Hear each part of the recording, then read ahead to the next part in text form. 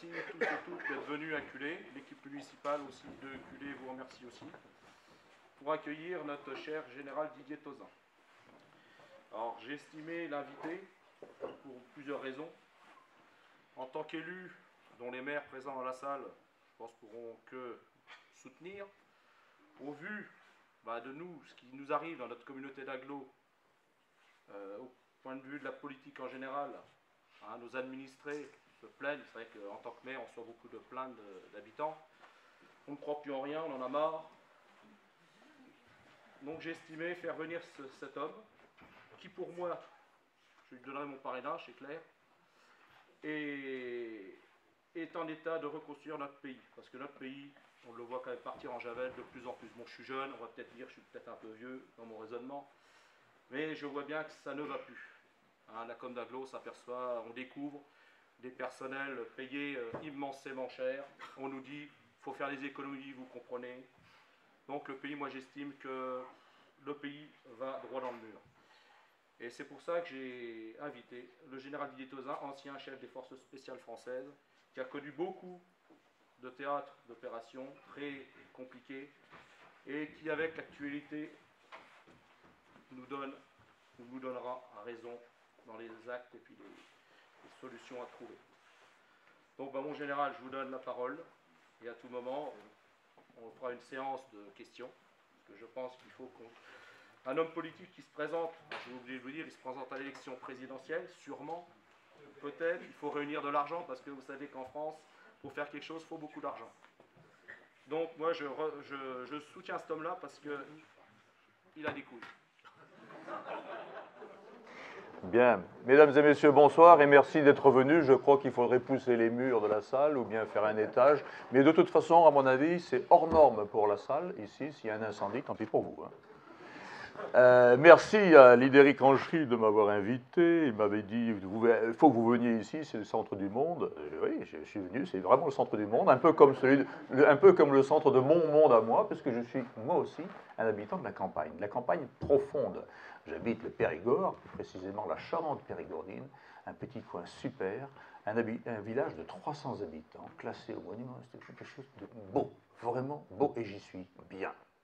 Et j'ai retrouvé ici beaucoup de traits communs avec mon village. Finalement, les campagnes françaises, il y a de vraies différences, évidemment, mais il y a aussi beaucoup de choses qui se ressemblent. Donc, merci à Lidéric de m'avoir invité, merci de me donner son parrainage, merci de dire ce que j'ai. Voilà. Hein, merci à vous d'être ici. Et puis, je voudrais aussi remercier particulièrement les élus, je sais qu'ils sont assez nombreux dans cette salle, les remercier d'être présents parce que aujourd'hui, être élu, j'ai l'impression que ce n'est pas si facile que ça. Il y a des élus dans ma famille aujourd'hui, il y a eu des élus aussi. Mon père a été lui-même vice-président du Conseil général de la Charente, après une carrière militaire et une carrière de chef d'entreprise.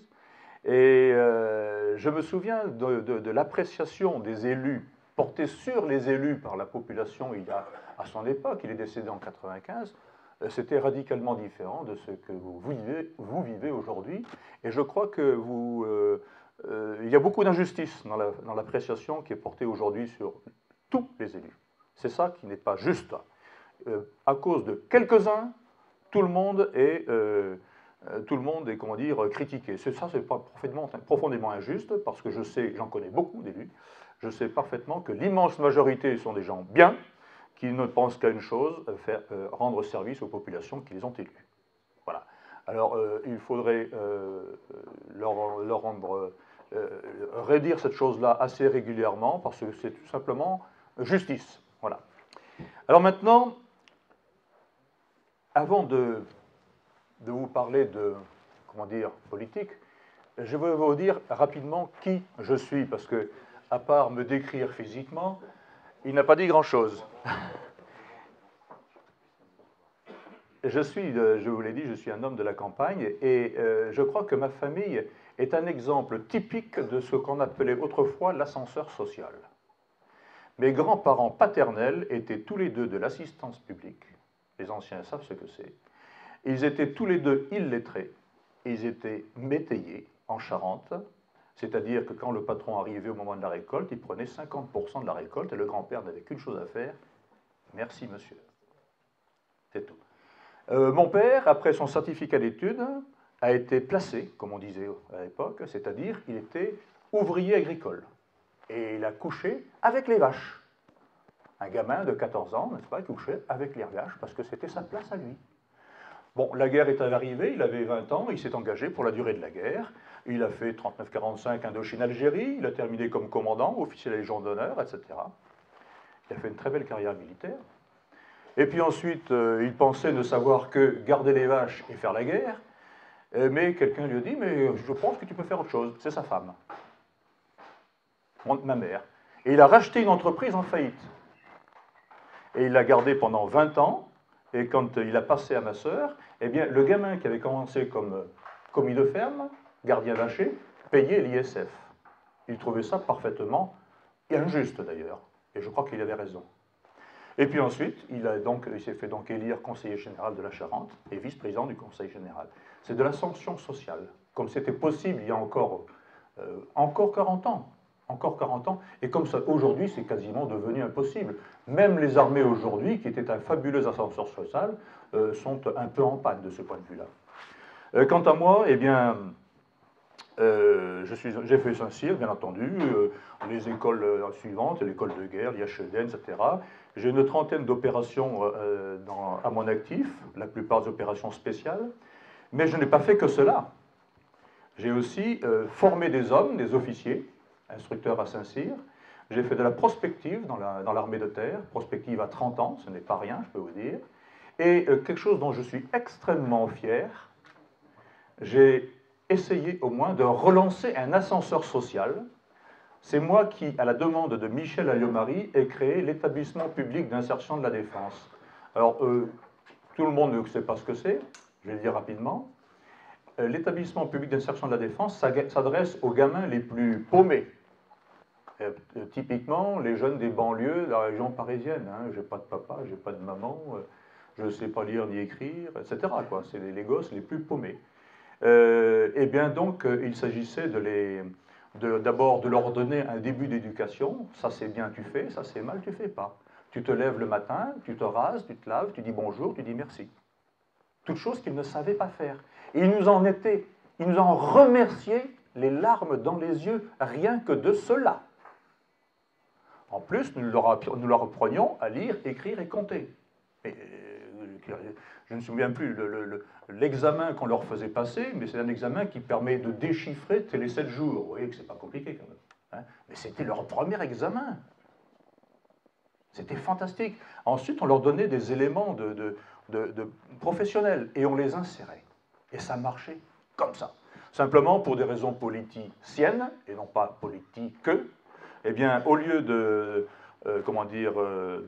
dérouler le programme tel qu'il était prévu initialement, tel que je l'avais présenté à Michel Alliot-Marie, l'affaire a été complètement dévoyée, de l'argent détourné, comme de bien entendu, et au lieu d'aider entre 50 et 70 000 jeunes par an, comme c'était initialement prévu, eh bien, on a arrêté le programme à 3 500 par an, et ça végète à 3 500 par an, et comme certains ont considéré que les anciens militaires, c'est pas bon pour faire ça, on a mis des spécialistes de la ville, et puis il paraît que ça va pas très bien. Mais ça, c'est quelque chose dont je suis extrêmement fier, parce que je peux dire que depuis au moins 10 ans, eh bien, il y a 3 500 gamins qui, chaque année, sont sortis de la panade grâce à moi. Voilà, ça, c'est mon action professionnelle. Ensuite, j'étais, pour cette affaire-là, je dis vidé de l'armée, c'était un peu vrai d'ailleurs, parce que ce que j'avais fait avec Michel Alliot-Marie n'a pas plu au chef d'état-major, elle m'a lâché la main, donc eux m'ont fusillé. Bon, je suis parti, et je suis parti faire des écoles en Afrique.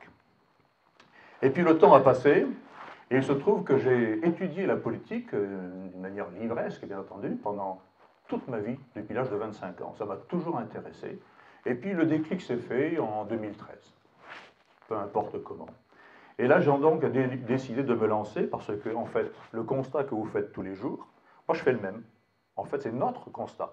La France va mal et ça ne s'arrange pas.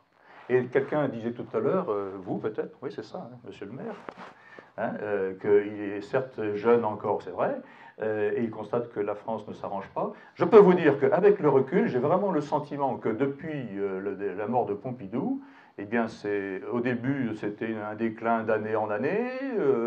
On est passé dans les années 2000 de mois en mois, et maintenant c'est quasiment de semaine en semaine. Hein, ça dégringole à toute vitesse, et on ne sait pas où ça va s'arrêter. Et ce constat, nous le faisons tous, à des degrés divers, parce que nous ne sommes pas tous placés dans les mêmes circonstances, dans les mêmes conditions.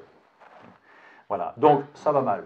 Mais moi, quand ça va mal, mon tempérament personnel, il me pousse à, je critique, donc je m'implique. Ça, c'est une affaire de tempérament personnel. Donc j'ai décidé de m'engager.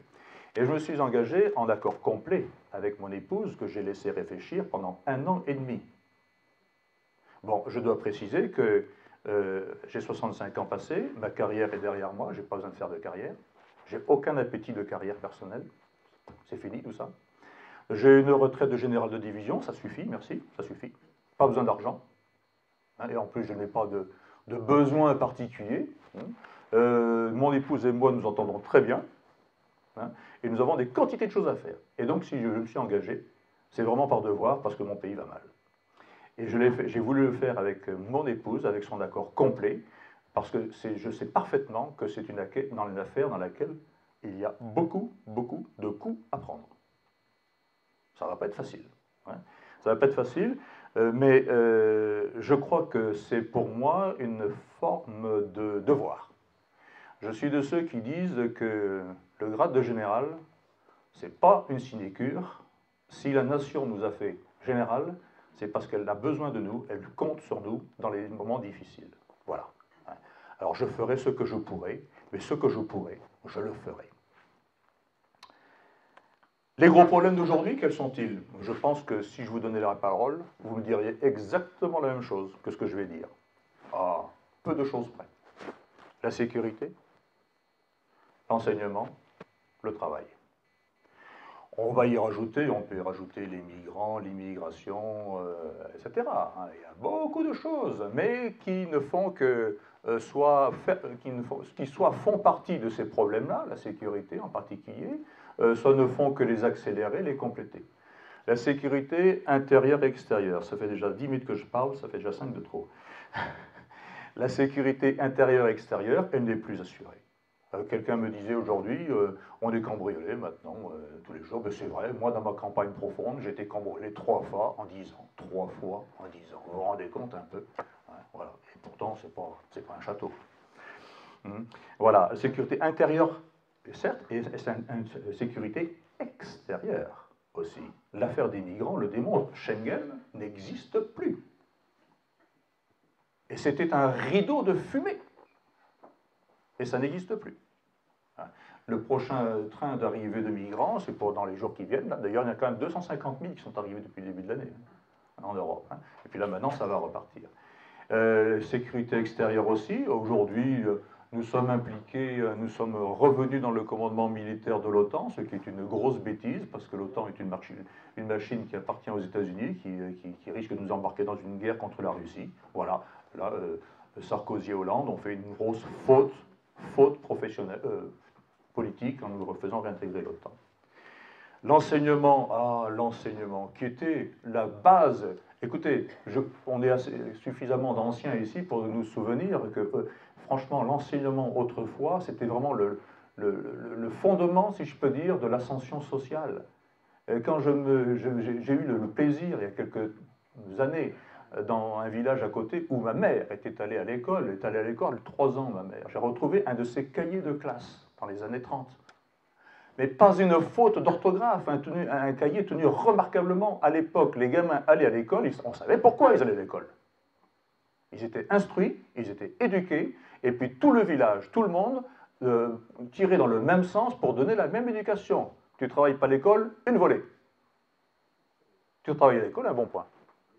Et tout le village tirait dans le même sens.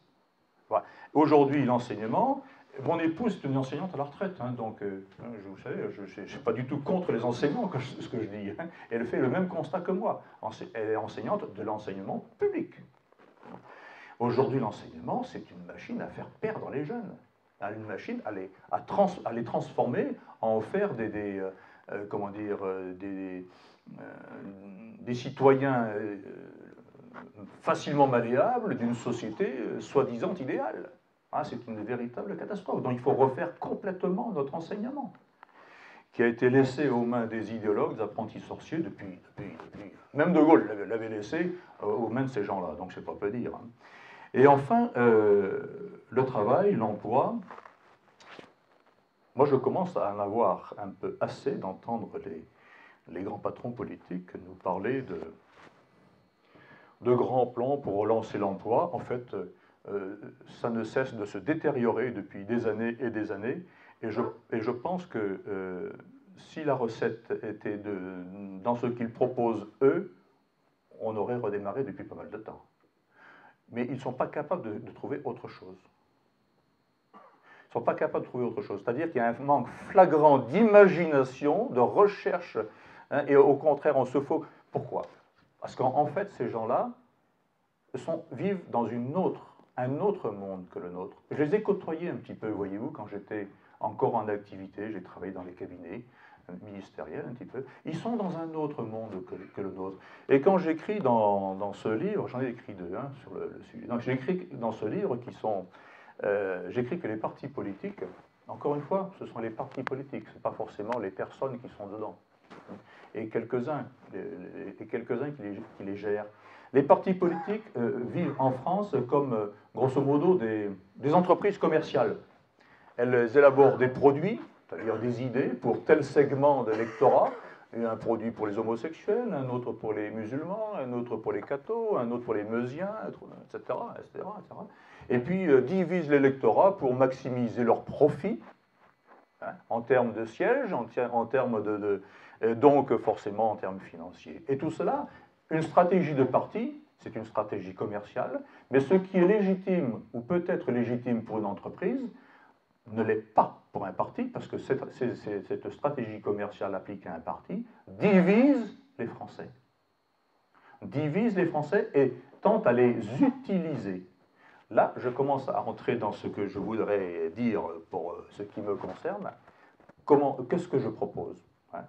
Je crois en fait que ce n'est plus du tout, à mon niveau, ce n'est plus une affaire de proposition. Je crois que c'est une méthode pour ressusciter notre pays. J'y crois profondément à ce que je vais vous dire. Dans tout ce que nous vivons aujourd'hui, dans tous les problèmes que nous vivons aujourd'hui, il y a un point commun que très peu de gens ont mis en exergue. C'est que dans tous les cas, nous, êtres humains, ou nous, hommes et femmes concrets, nous, Français et Françaises, sommes mis au service d'eux. Mis au service d'une stratégie de parti. Mis au service d'une croissance qui ne viendra pas. Mis au service de l'économie, qui est très souvent, en fait, de l'argent. Et ce n'est pas forcément conscient, cette affaire-là. Mais c'est très réel. Vous en voulez une preuve? Combien d'agriculteurs se suicident chaque année? Combien de chefs d'entreprise se suicident chaque année? Voilà. Hein? Et on nous parle d'écologie. L'écologie qui n'est pas centrée sur l'être humain, ce n'est pas l'écologie. Un écologiste récemment qui me parlait d'écologie, je lui ai dit, certes, mais avec ce que vous voulez éradiquer l'espèce humaine pour sauver la planète. Enfin, quand même. Hein? Non, moi je veux bien sauver la planète, c'est évident, il faut sauver la planète, mais au profit de l'espèce humaine. Aujourd'hui, tout est fait, si vous voulez, contre... nous sommes quasiment asservis, je sais que le mot sonne parfois un peu fort, mais il vient de loin, ce mot. Certains ici ont entendu parler de Karl Marx, qui parlait comment ça s'appelle déjà, l'exploitation de l'homme par l'homme. Il disait, les capitalistes, c'est l'exploitation de l'homme par l'homme. Et on pourrait lui répondre, le marxisme, c'est pareil d'ailleurs. Et en fait, tout dans notre façon de vivre aujourd'hui est imprégné de cette exploitation de l'homme par l'homme, et on ne nous en rendons même plus compte. Donc, le rebond politique, pardonnez-moi, je regarde ma montre parce que je parle beaucoup, c'est à cause de vous. Le rebond politique, à mon avis, il doit se fonder sur quelque chose d'absolument déterminant et fondamental. Tout remettre au service du citoyen concret. Tout remettre au service de l'être humain concret. Mais ça va aller loin, ça. Ça va aller loin. On parlait cet après-midi du système bancaire qui n'est plus du tout au service des professionnels. Mais regardez l'enseignement, s'il était mis au service de l'épanouissement des enfants, ça se verrait, ça se saurait. Ils sauraient parler et écrire en français, nos gamins. Ah, certes, ils savent quelques mots d'anglais, mais le français, ils ne le savent plus. Hein. Et en plus, il suffit de voir les résultats à 17 ou 20 ans. On a beaucoup plus d'illettrés maintenant que dans les années 50. Beaucoup plus. Donc le système n'est pas au service de l'épanouissement des gamins. Et, pareil pour l'économie, pareil pour la politique. Si la politique était au service des Français, eh bien, je pense qu'on n'aurait pas forcément signé le TAFTA. Je pense qu'on n'aurait pas forcément réintégré le commandement militaire de l'OTAN. Je pense qu'on n'aurait pas forcément, on n'aurait certainement pas construit l'Europe telle qu'on l'a construite, etc., etc., etc. Pour ne parler que de sujets qui ne sont pas forcément les sujets majeurs, les sujets importants. Donc d'abord, en politique, remettre tout recentrer sur l'homme concret. Et l'homme concret, qu'est-ce que c'est? C'est un être de chair et de sang, c'est un être d'esprit, qui a besoin de dignité, de responsabilité. Dignité, responsabilité, liberté. Trois choses qui sont de moins en moins courantes aujourd'hui. C'est fou la déresponsabilisation dont nous avons fait l'objet depuis que moi je suis conscient en politique. C'est fou. Imaginez, on me l'a rappelé encore cet après-midi, une entreprise ici me l'a dit, mais je le sais dans ma région, un gamin qui travaille, un jeune de 18 ans ou 17 ans qui travaille dans une entreprise de peinture, on ne peut pas le faire monter sur un escabeau. C'est de la déresponsabilisation complète. Et combien de choses comme ça? La liberté, ça aussi, ça fait partie de la liberté. Hein? Pardon? Pardon? Allez-y, je vous en prie. Hein? Voilà. Donc, refaire la politique, tout rebâtir en nous centrant sur le service de l'être humain, sur la réalité des choses, sur la liberté, la responsabilité, et aussi quelque chose qui me tient beaucoup à cœur, non pas parce que je suis acculé, parce que je le dirai partout, le local.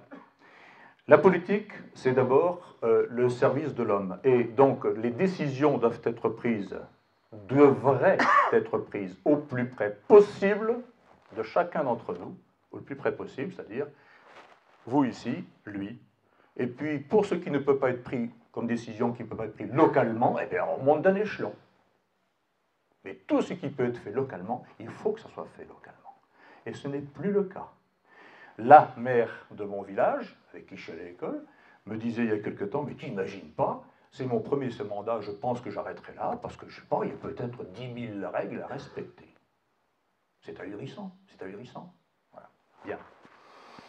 Donc, on pourrait continuer extrêmement longtemps dans ce constat. Moi, je voudrais terminer en vous disant, d'abord, dans cette aventure, je vous l'ai dit tout à l'heure, je n'ai aucune recherche personnelle. Mon pays va mal, je me lève pour essayer de faire quelque chose pour lui. Je ne suis ni de droite, ni de gauche. Et j'y tiens beaucoup. En discutant avec moi, vous pourriez vous dire, tiens, ça c'est un vrai homme de gauche. D'autres vont dire, ça c'est un homme de droite. Mais je m'en fiche complètement. Il y a des gens, absolument, en particulier les journalistes, parce qu'il y a des journalistes qui veulent nous mettre dans des cases. Je crois que cette affaire-là, nous mettre dans des cases droite-gauche, c'est vraiment réducteur et c'est encore une fois et toujours nous diviser pour régner, pour gagner des postes, pour gagner nos voix, etc. Donc, je ne suis ni de droite ni de gauche et j'y tiens beaucoup. Dans cette affaire-là, je me sens assez proche de Gaulle. Au moins là-dedans, pas dans tous les domaines. De Gaulle avait eu l'habitude de dire, il y a des Français de gauche, il y a des Français de droite, et il y a la France, qui n'est ni de droite ni de gauche. Et ça, c'est profondément vrai. Il faut absolument que nous revenions à cette conception. Nous pouvons avoir des opinions différentes. D'ailleurs, je constate, je l'ai constaté encore cet après-midi en discutant. Merci à Lydéric de cette journée, vraiment très intéressante. Très, très, très intéressante. D'ailleurs, je me demandais si j'arriverais à vous parler ce soir, parce que j'avais trop parlé aujourd'hui. Vraiment très intéressante, j'ai rencontré beaucoup de gens. La plupart des solutions que nous qualifions de politiques sont en fait des solutions techniques. Or, une solution technique, c'est ni de droite, ni de gauche. C'est bon ou c'est mauvais. Et dans l'immense majorité des cas, quand je vois par exemple François Hollande revenir systématiquement sur les décisions prises par Nicolas Sarkozy, parce que c'est Nicolas Sarkozy qui les a pris, je trouve ça absolument... Enfin, c'est faux, quoi. C'est pas de la politique. Ce n'est pas de la politique. Est-ce que c'est bon pour la France et les Français? Oui ou non? Si c'est bon, eh bien on le maintient, que ce soit Sarkozy ou pas qui les dirige. Qu'importe. Hein. Et tant qu'on restera dans ce système, on n'en sortira pas. Il faut en sortir de ce système. Alors aujourd'hui, il y a quelque chose qui se répand dans notre pays. Ça va mal, ça va péter. Il est clair que je parle malheureusement, sinon spécialiste, du moins en connaisseur. J'ai quand même vécu quatre guerres civiles, le Liban, la Somalie, le Rwanda et la Yougoslavie. Il est clair qu'aujourd'hui, il y a des éléments qui se mettent en place dans la vie de notre pays et qui peuvent nous faire craindre vraiment que ça dérape, que ça aille très loin. Oui, bien. Mais c'est surtout dans les têtes qu'ils se mettent en place. Nous sommes en train de laisser s'installer dans nos têtes une certitude, ça va péter. Et ça, il faut bannir cette certitude. C'est impératif. Il y a des risques, eh bien, on va prendre le taureau par les cornes. Pour nous-mêmes, pour nos enfants, nos petits-enfants, nous devons sortir la France de la mauvaise passe dans laquelle elle se trouve. Nous pouvons la sortir et nous allons la sortir. Nous allons la sortir. Moi, j'en suis persuadé. Quelqu'un me demandait tout à l'heure, et alors vous soutenez beaucoup la France en ce moment, et qu'est-ce que vous voyez? Eh bien, écoutez, oui, c'est vrai. Depuis un an, j'en suis, je crois, une trentaine de conférences, j'en sais plus rien. Une trentaine de conférences dans des coins extrêmement divers. Je suis vraiment, vraiment, vraiment admiratif de notre pays. Des ressources absolument fantastiques. Et je suis intimement persuadé qu'il faut extrêmement peu de choses pour que la machine se relance. Et non seulement la machine économique, mais tout. Tout. Parce que les Français en ont vraiment envie. Simplement, aujourd'hui, ce qu'il faut faire, c'est changer le système et changer quelques hommes. Quelques hommes et quelques femmes qui empêchent le système d'évoluer, qui ne savent pas. Je vais vous raconter une histoire que je n'ai pas vécue personnellement. Un ami qui connaît bien la promotion Voltaire de l'ENA, dont fait partie le président Hollande, dont fait partie M. de Villepin, dont fait partie Ségolène Royal, etc., a assisté à leur réunion de promotion annuelle. Et il me rapporte, mais ils sont fous. Ils sont fous. Ils voient très bien qu'on va dans le mur. Ils ne savent pas pourquoi. Ils ne savent pas quelles sont leurs responsabilités. Et ils ne savent pas comment faire pour empêcher qu'on aille dans le mur. Et on y va quand même en rigolant. Voilà. Donc il y a quelques personnes très rares en fait, qu'il faut changer. Et je suis intimement persuadé que ce simple fait-là va permettre de relancer la machine. Il faut quand même que ce soit des personnes qui aient l'habitude de prendre des responsabilités.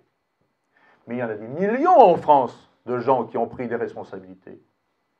Parmi les élus provinciaux, il y en a des quantités qui ont pris des responsabilités, chefs d'entreprise, officiers, etc. J'en ai rencontré aujourd'hui. Moi-même, j'ai pris des responsabilités toute ma vie.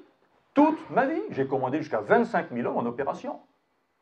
Toute ma vie, j'ai pris des responsabilités. Il y en a des quantités en France. Eh bien, savez-vous qu'au gouvernement Hollande aujourd'hui, à eux tous, ils totalisent 3 ans en entreprise. À eux tous. Donc, non, ce ne sont pas des gens qui sont habitués à prendre des responsabilités. Que voulez-vous? Le président François Hollande, quel est son passé professionnel, à part la Cour des comptes, ou le Conseil d'État, où il a passé un an? Il a été président du Conseil général de la Corrèze, qu'il a mis en faillite. Eh oui, hein, et secrétaire général du Parti socialiste. Écoutez, ça ne suffit pas pour être président de la République. On a mieux que ça en France. On a quand même mieux que ça en France. À ma dernière conférence à Versailles, il y a quelqu'un qui a dit à ce monsieur qui me filme, là, qui lui demandait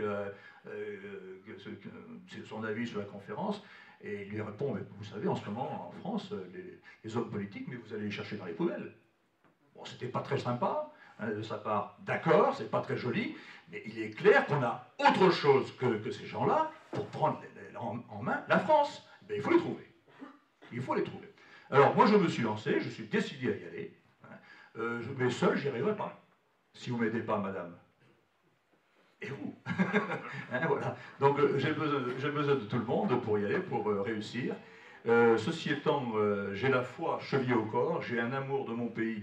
Écoutez, J'ai risqué ma peau des dizaines de fois. J'ai emmené des garçons et des filles, des garçons qui auraient pu être votre fils, vos enfants à vous, et que j'ai toujours considérés comme mes enfants. Je les ai emmenés au carton. J'en ai ramené quelques-uns entre quatre planches, des petits Français de chez nous, bien de chez nous, hein, que j'ai aimés jusqu'à leur dernier souffle. Voilà. Et donc, c'est pas maintenant que je vais baisser les bras. Voilà, merci.